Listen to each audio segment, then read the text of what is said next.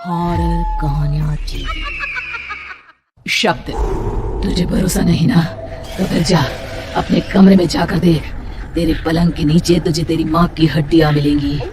प्रभात दौड़कर अपने कमरे में जाता है और अपने पलंग के नीचे देखता है।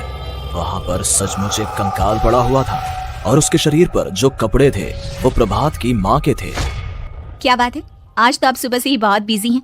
ऐसा क्या लिख रहे हैं? बस एक फैमिली की कहानी लिख रहा था। जैसे हमारी फैमिली है ना, तुम, माँ और मैं, लेकिन थोड़े अलग तरीके से, क्योंकि ये कहानी हॉरर है और इसमें जो आदमी है ना, मैंने उसकी बीवी को मार दिया है। मतलब कहानी में ऐसा लिखा है। और जानती हो, उसके बाद जो बीवी है ना, वो एक बुरी आत्मा बन जाती है। क्या बेटा, इस तरह की डरावनी कहानियां क्यों लिखता है तू? जानता है ना, हम जो सोचते हैं, जो लिखते हैं, हमारा दिमाग पूरा दिन वैसा ही होता रहता है। माँ, परेशान होने वाली क्या बात है? राइटर हूँ मैं, मेरा तो काम है कहानियां लिखना। और वैसे भी ये सिर्फ एक कहानी है माँ, कोई सच नहीं है। उसके बाद कुछ दिन बीत जाते हैं। एक रात प्रभात को अपने ऑफिस से लौटने में देरी हो जाती है। रात के लगभग 12 बजे हुए थे। प्रभात जैसे ही अपने घर पहुंचता है, उसने देखा कि उसकी पत्नी दुर्गा डाइनिंग टेबल पर उसका इंतजार कर रही है। आ गए आप? कब से आपका इंतजार कर रही थी। देखिए ना, खाना भी ठंडा हो गया है। अरे दुर्गा, आज तुमने अपने इतने लंबे लंबे बालों को खोलकर क्यों रखा है? तुम तो हमेशा अपने बाल बांध कर रखती हो। वो क्या है ना प्रभात, जब इंसान अपनी जिंदगी से मुक्त हो जाता है ना, तो उसे दूसरे सारे बंधन खोल देने चाहिए। इसलिए मैंने अपने बालों के बंधन भी खोल दिए। ये तुम किस तरह की बातें कर रही हो? तुम ठीक तो हो? मैं बिल्कुल ठीक हूँ प्रभात। अच्छा चलो खाना खाओ। वो क्या है ना दुर्गा, मुझे भूख नहीं है। ऑफिस में कुछ खा लिया था। कोई बात नहीं, मैं तुम्हारे लिए एप्पल काट देती हूँ, एप्पल खा लो। नहीं दुर्गा, मुझे नहीं खाना है, मेरा मन नहीं है यार। तभी अचानक से दुर्गा अपने हाथ में एक बड़ा सा चाकू लेकर प्रभात पर हमला कर देती है। प्रभात अपने आप को बचाने की कोशिश करता है। आज मैं तुझे नहीं छोड़ूंगी, तुझे अपने साथ लेकर जाऊंगी अपनी दुनिया में। ये क्या बोल रही हो तुम? तुम्हारा दिमाग खराब हो गया है? आखिर तुम हो कौन? दुर्गा अपनी गर्दन टेढ़ी करते हुए बोलती है। मैं दुर्गा हूँ, तुम्हारी पत्नी। ध्यान से देखो मेरी आंखों में। प्रभात बुरी तरह से डर जाता है और घबराहट में वो चाकू अपनी पत्नी के पेट में मार देता है। उसकी पत्नी की वहीं के वहीं मौत हो जाती है और उसकी चीख की आवाज सुनकर उर्मिला दौड़ते हुए बाहर आती है। ये तुमने क्या किया प्रभात? तुमने अपनी पत्नी का खून कर दिया, लेकिन तू तो उसे बहुत प्यार करता था बेटा। तूने बहू को क्यों मार डाला? माँ, ये आपकी बहू नहीं थी, इसके अंदर कोई बुरी आत्मा घुसाई थी। मैं नहीं जानता ये सब कैसे हो गया, लेकिन वो मुझ पर हमला कर रही थी, मुझे मारने की कोशिश कर रही थी। माँ, मैंने कुछ नहीं किया। ये तूने क्या कर दिया बेटा? दुर्गा ने मुझे कहा था कि वो तेरी कहानी को उस कैरेक्टर की तरह एक्टिंग करके तुझे डराने की कोशिश करेगी। अरे वो तो तेरे साथ मजाक कर रही थी। हे भगवान, ये क्या हो गया? इसका मतलब दुर्गा। लेकिन माँ, मैंने जो कहानी लिखी थी उसमें भी ऐसा ही हुआ था। उस औरत ने अपने पति के साथ मजाक किया और गलती से उसके पति ने उसके पेट में चाकू मार दिया। मेरी कहानी सच कैसे हो सकती है? माँ, मुझे बहुत डर लग रहा है। अब ये सोच, दुर्गा की लाश का क्या करें हम? अगर गलती से भी ये बात बाहर फैल गई ना, तो तुझे पूरी जिंदगी जेल की सलाखों के पीछे रहना पड़ेगा। एक काम करते हैं माँ, हम घर के पीछे वाले बगीचे में उसकी लाश को दबा देते हैं। अगर कोई पूछेगा तो कह देंगे कि उर्मिला अपने मायके गई और फिर एक दिन हम भी अचानक यहाँ से कहीं दूर चले जाएंगे। कोई नहीं आएगा हमें पूछने, कोई नहीं आएगा माँ, बाद में जो होगा हम देख लेंगे। प्रभात अपनी माँ उर्मिला की मदद से दुर्गा की लाश को अपने घर के बगीचे में गाड़ देता है। कुछ दिन तो ऐसे ही बीत जाते हैं, लेकिन एक दिन अचानक रसोई से आ रही कुछ आवाजें सुनकर प्रभात की नींद खुलती है।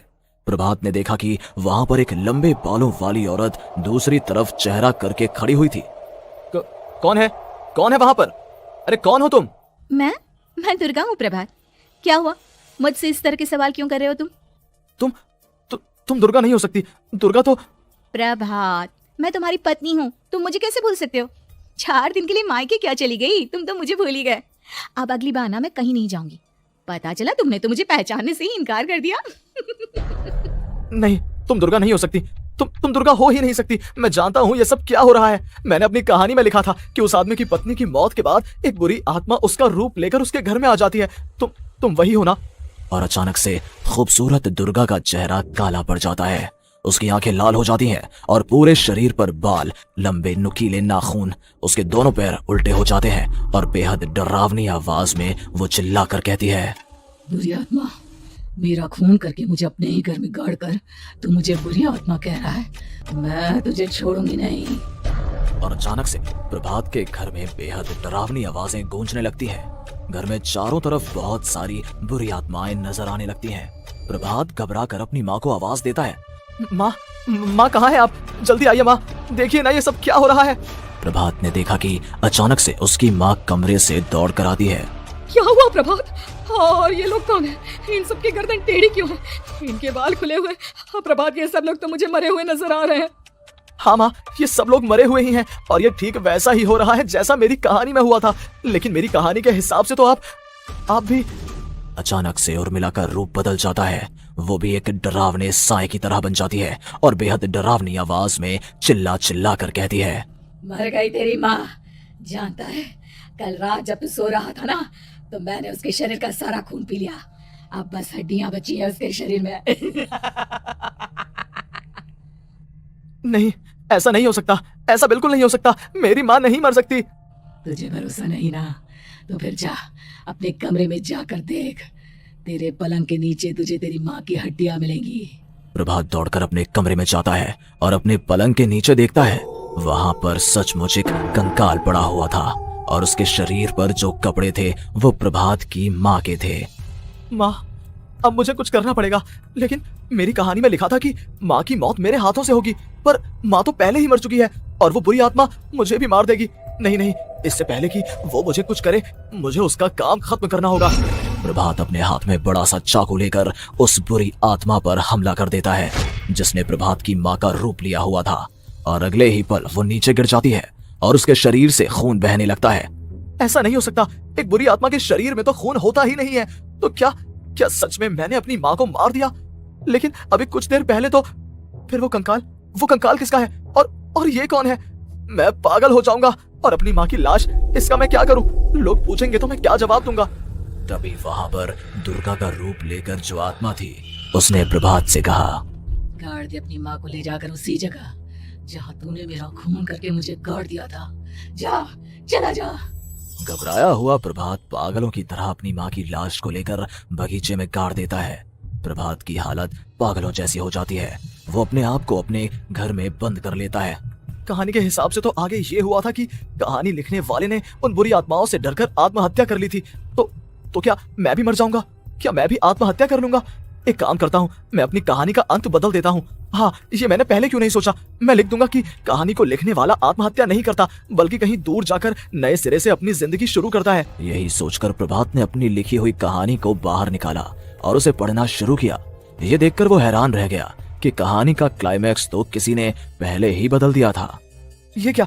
इसमें तो लिखा हुआ है कि आखिर में उस लेखक की पत्नी और माँ दोनों बगीचे में जिंदा दफन थे।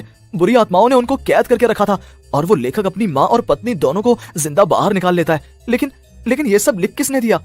प्रभात दौड़कर बगीचे में जाता है और वहां पर खुदाई करना शुरू कर देता है।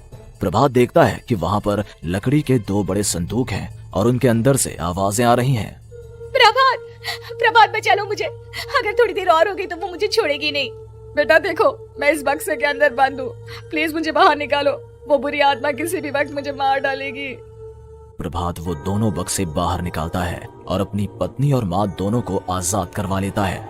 लेकिन तभी वहां पर अचानक से एक बेहद डरावनी और खौफनाक दिखने वाली औरत आ जाती है। मुझे क्या लगा था इतनी आसानी से अपनी पत्नी और माँ को बचा लेगा? बस 5 मिनट और उसके बाद अमावस का चांद आसमान में आने ही वाला है। लेकिन तूने इन दोनों को बाहर निकाल लिया, अब तुझे मरना होगा। नहीं, मैं जानता हूँ मैं नहीं मरूंगा, और अब आगे क्या करना है ये भी मुझे पता है। प्रभात, ये बहुत खतरनाक है, हमें मार डालेगी। प्रभात, चलो यहाँ से। नहीं दुर्गा, अब मुझे अच्छी तरह से पता चल चुका है कि इस बुरी आत्मा से हम कैसे पीछा छुड़वा सकते हैं। और इतना कहकर प्रभात अपने हाथ में पकड़ी हुई सिंदूर की थैली उस बुरी आत्मा के ऊपर उछाल देता है। कुछ ही देर में वो जमीन पर गिरकर राख में बदल जाती है। ये सब क्या हो रहा था? बेटा, ये सब तुम्हारी लिखी हुई इस कहानी की वजह से हुआ है ना? नहीं माँ, पहले मुझे भी ऐसा ही लगा, लेकिन बाद में पता चला कि बरसों पहले हमारे इस बगीचे की जमीन के अंदर किसी को जिंदा गाड़ दिया गया था और बस उसी औरत की आत्मा हमें परेशान कर रही थी। उसी ने मेरे शब्दों में जान डालकर उस कहानी को जिंदा कर दिया था। मुझे माफ कर दो प्रभात, मैंने आपकी कहानी के साथ छेड़छाड़ की थी और उसे बदल दिया था। माफी मांगने की जरूरत नहीं है दुर्गा, तुम्हारे उस बदलाव की वजह से ही आज हम सब जिंदा हैं, क्योंकि आखिर में कहानी में वो हुआ जो तुमने लिखा था।